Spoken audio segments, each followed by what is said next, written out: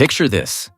You're driving through New Jersey, totally normal commute, and somewhere just off the highway, there's a whole abandoned town sitting in the woods. Not ruins exactly, more like a place everyone just quietly agreed to forget about. That's not one town I'm describing. That's 14. Some dried up because the iron ran out. One got swallowed by a federal dam project that never even got built. And at least one of them has a conspiracy theory so wild it has its own internet fan base. We're going through all of them today. Number 1, Badstow Village. So, first up, Badstow Village, Burlington County, 1766. Someone looked at a swamp in the middle of the Pine Barrens and said, "Yeah, let's build a whole town here." And they did. The whole operation existed to feed one furnace, pulling bog iron out of the ground and turning it into cannonballs for the Revolutionary War. Workers, families, a store, a church, all of it built around that one fire. But here's the catch. Bog iron runs out. By the mid-1800s, the ore was basically gone, and Pennsylvania iron was coming in cheaper than they could compete with. They tried glassmaking, milling. Nothing stuck. People left. Number 2, Whitesbog Village. So Badstow ran on iron. Whitesbog ran on cranberries. And for a while, it genuinely worked. This wasn't some tiny backwoods operation. The Fenwick family built a full village out in Burlington County in the late 1800s. Worker housing, a company store, a packing house, its own internal roads. All of it built around the harvest. And here's what's wild. Elizabeth White and a botanist named Frederick Coville developed the first commercially grown blueberries in the world right here. The whole commercial blueberry industry started in this one swamp village in New Jersey. Let that sink in. Number 3, Ong's Hat. Okay, so this is the one. Ong's Hat, tiny hamlet in Pemberton Township, Burlington County, never had more than a handful of buildings. By the mid-1900s, it had basically melted back into the Pine Barrens, just a clearing in the woods. That's it. That's the whole real story. But here's what nobody tells you. In the 1980s and 90s, a piece of fiction, dressed up as fact, started spreading through occult circles and early internet forums. It claimed rogue scientists built a compound out there and invented a device that punched holes between parallel universes. The author eventually admitted he made the whole thing up. Didn't matter. Too late. Number 4, Walpack Center. Walpack Center, Sussex County. Real town, colonial roots, farms, homes, a church, a post office. People whose families had been there for generations. And then, in 1965, the federal government basically said, "Sorry, you're in the way."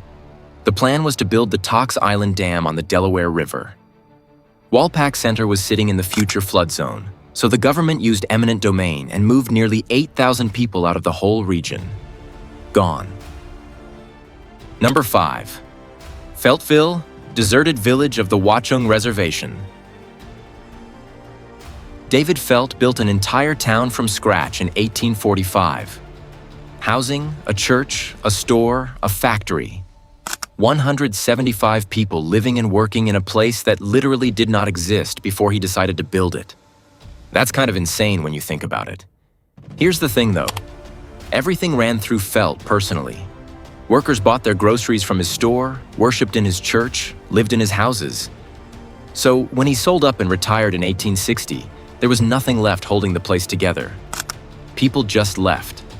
Locals started calling it the deserted village, which is brutal. Number 6, Allaire Village.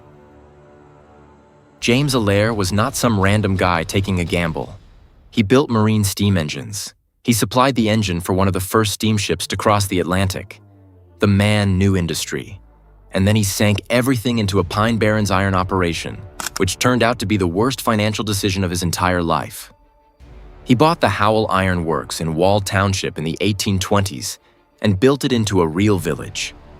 Workers' housing, a church, a company store, a blacksmith shop, hundreds of employees.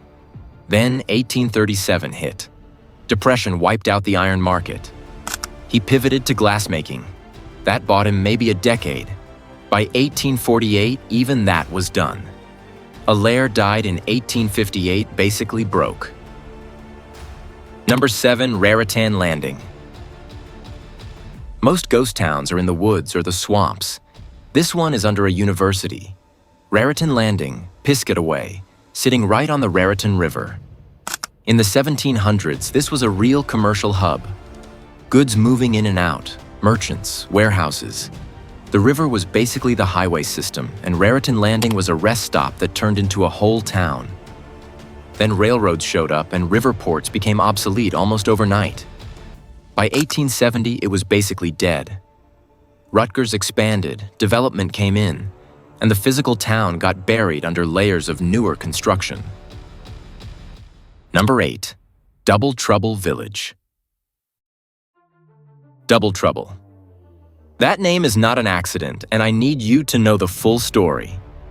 It's in Berkeley Township, Ocean County, and it started as a sawmill in the late 1700s before turning into a cranberry and blueberry operation.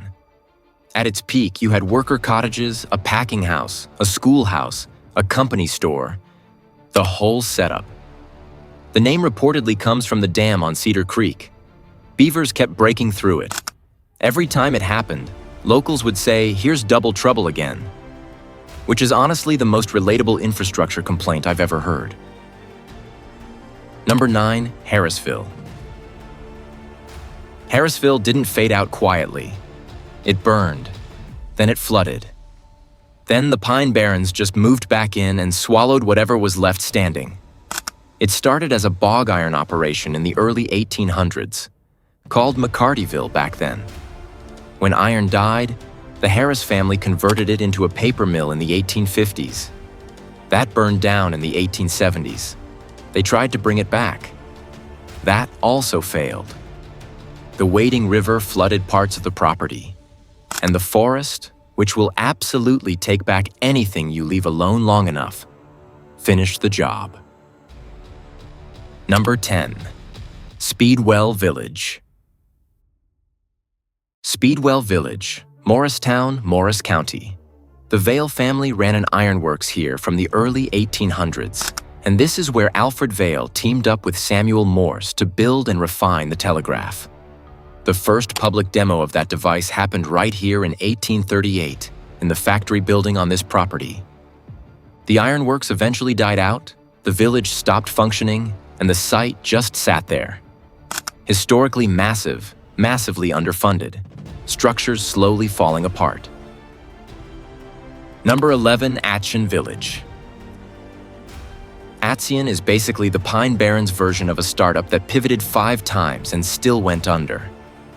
Iron starting in 1765, 1 year before Batstow, so these two operations were literally competing from the same swamp. When iron died, Samuel Richards converted it to a cotton mill in the 1820s. That worked for a while. Then paper, then cranberries. Each pivot bought a few more decades, but eventually the math just stopped working. But here's the twist. Joseph Wharton, the same guy who bought Batstow, also bought Atsion in the 1870s. He basically collected ghost towns like other rich guys collect art. Number 12, Friendship Bogs. Friendship Bogs isn't really a ruin. That's what makes it weird. The equipment is still there. The water control structures, the dikes, the ditches, the floodgates, still there. The sorting house, the worker housing, all of it just sitting in Burlington County like someone hit pause and never came back to hit play. What killed it was scale. When big industrial cranberry operations took over the market, a small labor-intensive setup like this just couldn't compete on price. So the workers left, the managers left, and nobody bothered to clean anything out. Number 13, Martha Furnace. Martha Furnace is deep in Burlington County. Sand roads, cedar swamp, basically the middle of nowhere. Established in 1793 on the Wading River, it was a standard bog iron operation. Tools, stoves, hardware, workers' housing, a store, a manager's house, all built around the furnace stack. But here's what nobody tells you. Someone who worked there kept a daily journal from 1808 to 1815. Not a polished diary, a working record. Iron output, weather, accidents, and yes, who got drunk on a Tuesday. It's one of the most detailed accounts of Pine Barrens industrial life that exists. Number 14. Mount Misery. We saved Mount Misery for last. That name is not an accident. And honestly, it does most of the heavy lifting. It's a locality in Burlington County, deep in the Pine Barrens near Brown's Mills. Sawmills, charcoal production, the usual Pine Barrens grind. The name probably came from how brutal early settlement was out there. Sandy, isolated, unforgiving.